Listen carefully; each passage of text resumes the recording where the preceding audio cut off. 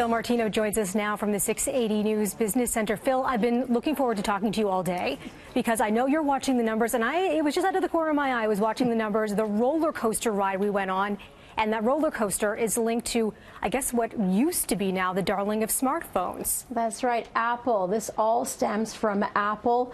It looks like Apple's iPhone is not selling in China. So this is where the problem started for Wall Street today. Consumers are jittery about an economic slump and the trade war with the U.S. CEO Tim Cook says the demand for iPhones is waning and revenue for the last quarter of 2018 will fall well below projections, a decrease he traced mainly to China. The iPhone is Apple's biggest product, accounting for about 60% of its revenue in the July to September quarter.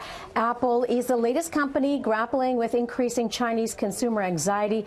Other brand names such as Ford and Tiffany already have reported abrupt declines in sales to Chinese buyers. Apple shares fell 9% today. Wow. Now, and it's such an interesting business story, too, because it is a product that most people know so well. They use it every day, and it's something to watch for the next little while.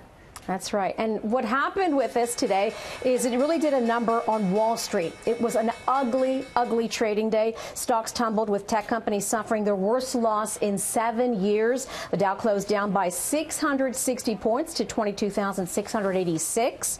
On Bay Street, the infotech sector led the losses. The TSX closed off by 134 points. Taken a bite out of Apple.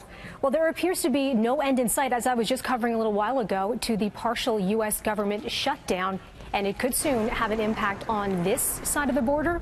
That's right. So there's a warning from Stats Canada. Stats Canada is warning that the partial shutdown could have an impact on the agency's ability to release a complete picture of trade between North America's largest trading partners. Each country has been using the other's import data to produce its export stats since 1990.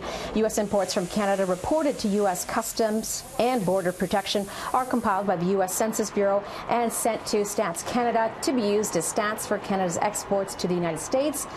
Data for November won't be affected by the shutdown, which started back on December 22nd. However, future months could be affected because data for Canada's exports to the U.S. ended with the December numbers.